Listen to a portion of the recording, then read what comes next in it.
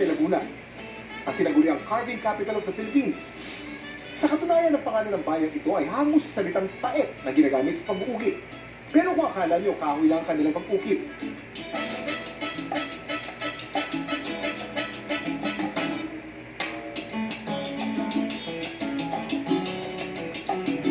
Ibahin nyo si Mel Avino, isang award-winning chef.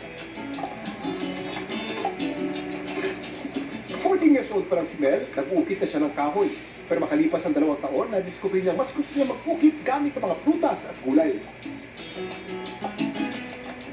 Ang difference ng food carving sa fruit and vegetable carving, ang fruit vegetable carving is malambot, malaking pagkakaiba. Sa vegetable, kahit onting art lang na design, maganda na. Kasi naano siya ng color. Isa sa pinakasikat na halimbawa ng fruit at vegetable carving ay mga jack-o'-lantern na madalas nakikita tuwing Halloween. At noong October 30, 2016, nakamit ng mga taga-Richland Center sa Amerika ang Guinness World Record sa pinakamahabang linya ng pinagtabi-tabing carved pumpkins. Umabot ng 1,046.57 meters ang haba ng 3,975 pumpkins na nilatag sa kalsada. Madalas kasi sa isang fruit and vegetable carving, mga bulaklak, ibon, mga puno, isda. Kasi nilalagay sa buffet yan yung pagkain So, ibabalance po rin sa mga pagkain na nakalagay. Ako, paborito ko, kalabasa. Kasi parang dating kahoy yan. Pinili ko gumawa ng mga mukha.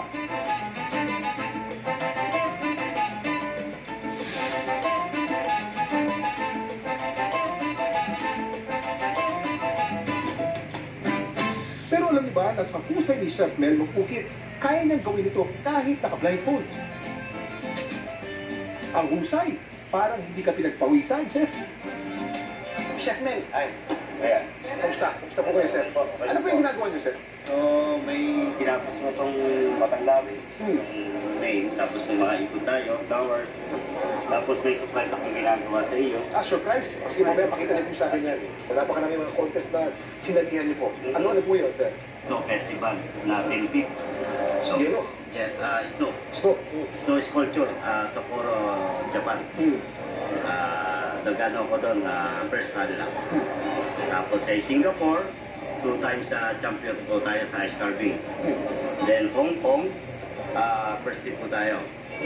And dito sa Pilipinas, 15 times gold medal po ako. And 3 times solo winner ng chef company. Matindi. Habang tinatapos ni Chef Mel ang kanyang vegetable carving, alam niyo ba ng fruit at vegetable carving ay nagsimula 700 years ago sa bansang Thailand, sa Sukhothai. Sukhothai ang pinaka-capital ng Central Thailand. Sa festival na kung tawagin ay Loy Krathong Festival.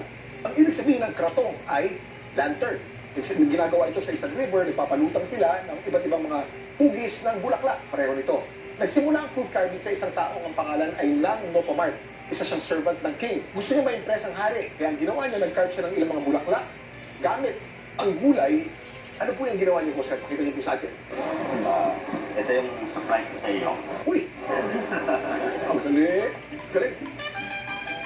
Ayos ba? Ito na maganda po. Sir, maraming salamat. Salamat. Isang malaking karangalan po na makasama po kayo. Chef Mel? Salamat din po.